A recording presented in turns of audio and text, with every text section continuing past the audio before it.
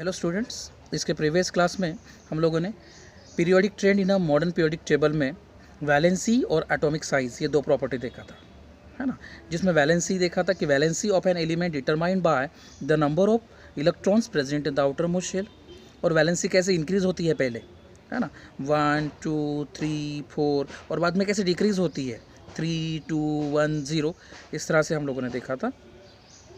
उसके बाद हम लोगों ने एटॉमिक साइज़ को स्टडी किया था, एटॉमिक रेडियस से कैसे रिलेटेड होता है, जिसमें हम लोगों ने एटॉमिक रेडियस की डेफिनेशन देखी थी कि distance between nucleus of an atom and the outermost shell, है ना। उसका यूनिट भी हम लोगों ने देखा था।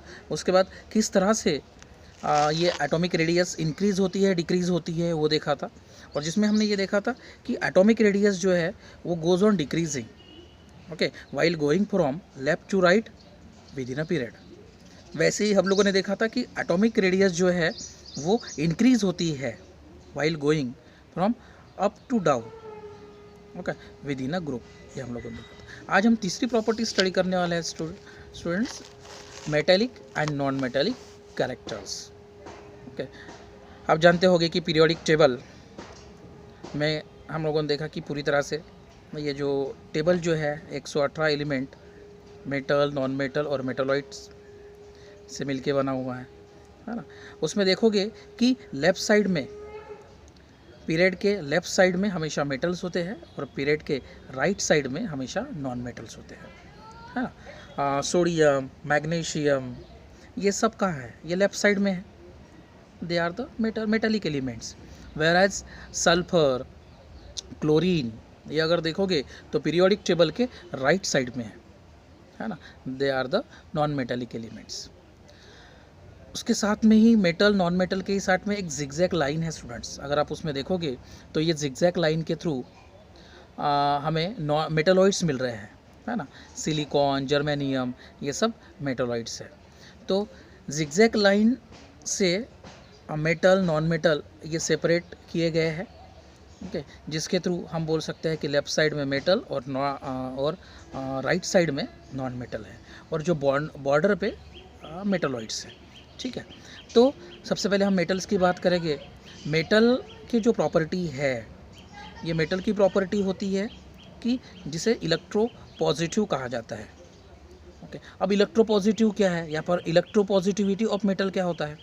सबसे पहले जो भी मेटल है उनकी टेंडेंसी होती है इलेक्ट्रॉन्स को, आउटर मोस्ट इलेक्ट्रॉन्स किसी को देने की, है ना। सपोज एक एग्जांपल अगर लेंगे, सोडियम का एटॉमिक नंबर है 11, इलेक्ट्रॉनिक कॉन्फ़िगरेशन होगा 281, वैलेंस इलेक्ट्रॉन्स कितना है 1, तो वो क्या करेगा, एक इलेक्ट्रॉन्स किसी को दे देगा तो बराबर स्टेबल हो जाएगा 28, है ना। तो एक इलेक्ट्रॉन्स वो किसी को दे रहा है ना। तो मेटल की ये टेंडेंसी है कि वो इलेक्ट्रॉन्स को डोनेट करते हैं या फिर लूज़ करते हैं, और लूज़ करते समय जब भी इलेक्ट्रॉन्स किसी को दिया जाता है तो उस समय जो एनायंस फॉर्म मतलब कैटायन फॉर्मेशन होता है, ओके। आप जानते होगा 9th स्टैंडर्ड में हमने देखा था कि जितने इलेक्ट्रॉन्स दिए जाते हैं या फिर जितने इलेक्ट्रॉन्स लिए जाते हैं उसके हिसाब से हम उनके चार्ज लगाते हैं, ओके। तो मेटल हमेशा इलेक्ट्रॉन्स देता है ना, मतलब कैटायन चार्ज क्रिएट करता है, कैटायंस क्रिएट करता है, इसलिए उसे हम प्लस से डिनोट करते हैं।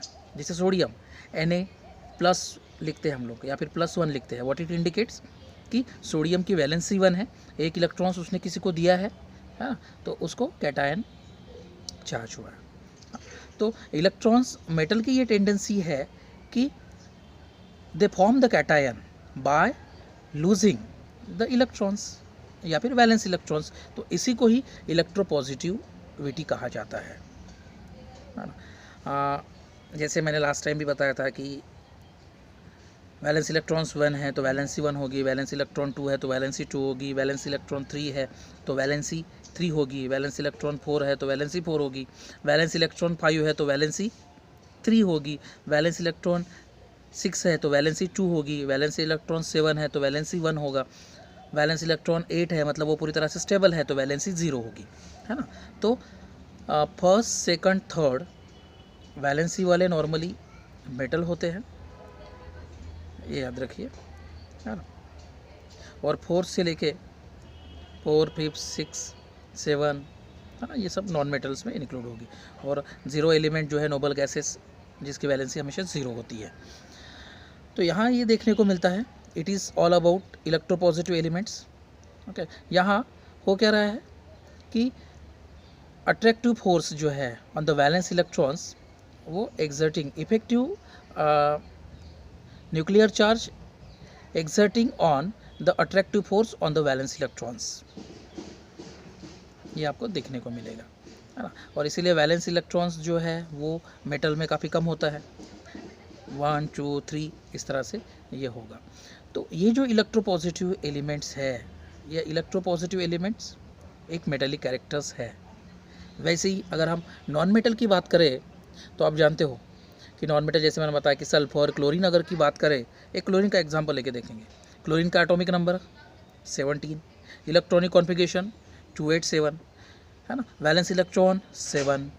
तो 7 इलेक्ट्रॉन जब वैलेंस है तो वो क्या करेगा, एक इलेक्ट्रॉन किससे ले लेगा, तब जाके आउटर मोस्ट ऑर्बिट जो है या फिर outer most valence electron stable बन जाएगा। तो क्लोरीन क्या कर रहा है, एक इलेक्ट्रॉन किसी से ले रहा है ना।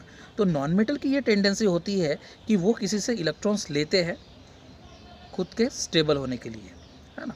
तो ऐसी टेंडेंसी जिसमें इलेक्ट्रॉन्स किसी से एक्सेप्ट किए जाते हैं या फिर रिसीव किए जाते हैं, है ना, इसको, ये टेंडेंसी किसकी होती है, नॉन मेटल की।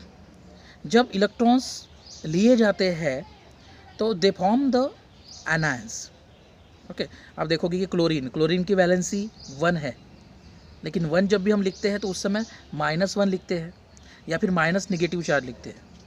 व्हाट इट इंडिकेट्स, एक निगेटिव चार्ज मतलब एक इलेक्ट्रॉन्स उसने किससे लिया हुआ है ना। तो ये वैलेंस इलेक्ट्रॉन्स डिटरमाइन करेगा, और इसीलिए नॉन मेटल को इलेक्ट्रोनेगेटिव कहा जाता है, क्योंकि नॉन मेटल क्या करता है, नॉन मेटल की वो tendency of an element to form the anion, और the electronegativity is the non metallic character of an element, हम इसको बोल सकते हैं, है ना। तो यहाँ ये देखने को मिलेगा कि इलेक्ट्रॉन्स जो है वो कई और से रिसीव किया जा रहा है। अब ये तो हुआ metal, non metal, electropositivity, electronegativity, है ना। इलेक्ट्रॉन्स मेटल दे रहे हैं, ionic bond, non metal electrons ले रहे हैं उसके थ्रू, तो आयोनिक बॉन्ड, और यहाँ आयन्स फॉर्मेशन हो रहा है नॉन मेटल में कैटायन फॉर्मेशंस हो रहा है ना। तो ये जो फॉर्मेशंस है या फिर ये जो कैरेक्टर्स है, ये पीरियोडिक टेबल में कैसे वर्क होता है। अगर हम पीरियोडिक टेबल में देखेंगे तो फिर जैसे यहाँ दिया हुआ है 2.10, ये पीरियोडिक ट्रेंड बहुत इजी है समझने के लिए, और इसी से ही ये अगर समझ जाता है तो आप ये नॉन मेटेलिक कैरेक्टर्स के ऊपर इजीली शॉर्ट नोट भी लिख सकते हैं। ओके, तो यहाँ देखोगे इजीली समझ में आ जाएगा कि अगर हम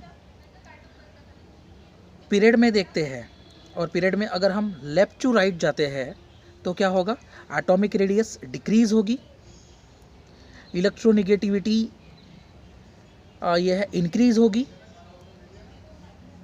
और इलेक्ट्रोपॉजिटिविटी जो है वो डिक्रीज हो गई। समझ रहे हो आप लोग, है ना। वैसे ही अगर हम ग्रुप की बात करते हैं और ग्रुप में फ्रॉम टॉप टू बॉटम मतलब ऊपर से अगर नीचे लेते हैं तो उस समय क्या होगा, उस समय एटॉमिक रेडियस जो है वो इंक्रीज होगी क्योंकि नंबर ऑफ शेल्स इंक्रीज हो रहा है। उसके बाद इलेक्ट्रोनेगेटिविटी ये क्या होगी, डिक्रीजिंग होगी, और तीसरा जो है इलेक्ट्रोपॉजिटिविटी ये जो है इंक्रीजिंग होगी, है ना। तो इस तरह से इजीली हम पीरियोडिक ट्रेंड इन एलिमेंट्स को स्टडी कर सकते हैं। तो ये कैरेक्टर्स के माध्यम से या फिर ये सिंपल ट्रिक के माध्यम से, मतलब पीरियड में अगर लेफ़्ट टू राइट जाना है तो एटॉमिक रेडियस डिक्रीज होगी, इलेक्ट्रोनेगेटिविटी इंक्रीज होगी, इलेक्ट्रोपॉजिटिविटी डिक्रीज होगी, और फ्रॉम टॉप टू बॉटम अगर ऊपर से नीचे आना है ग्रुप में तो एटॉमिक रेडियस इंक्रीज होगी, इलेक्ट्रोनेगेटिविटी डिक्रीज होगी, और इलेक्ट्रोपॉजिटिविटी इंक्रीज होगी। बस इतना याद रखिए, काफ़ी इजीली आपको ये समझ आए। लास्ट जो टॉपिक है वो है हैलोजन फैमिली का। आप जानते हो कि हैलोजन फैमिली मतलब ग्रुप 17। ओके, ग्रुप 17 मतलब जिनका एटॉमिक जिनकी वैलेंसी 7 है, जैसे फ्लोरीन इसमें आएगा, क्लोरीन इसमें आएगा, ब्रोमीन इसमें आएगा, है ना। तो ये सभी जो है हैलोजन फैमिली में बिलोंग करेंगे, और उनका जनरल जो फार्मूला है वो होता है X2। ओके, और यहाँ देखने को मिलेगा कि ये ग्रुप में लिक्विड, सॉलिड और गैसियस तीनों स्टेट के मेटल्स आते हैं। जैसे फ्लोरीन क्लोरीन जो है गैसेस में है, ब्रोमीन जो है लिक्विड है, आयोडीन जो है सॉलिड है ना। तो ये हैलोजन फैमिली अभी हमें देखना है इस क्लास में, ठीक है। तो आज हम लोगों ने नॉन मेटेलिक कैरेक्टर्स और हैलोजन फैमिली का इंट्रोडक्शन देखा। तो आज के लिए इतना ही। इससे रिगार्डिंग जो भी मैं क्वेश्चन दूंगा वो आपको अटेम्प्ट करना है। हम नेक्स्ट क्लास में फिर मिलेंगे एक नए चैप्टर के साथ। तब तक के लिए खुश रहिए, मुस्कुराते रहिए। Stay at home. Thank you students.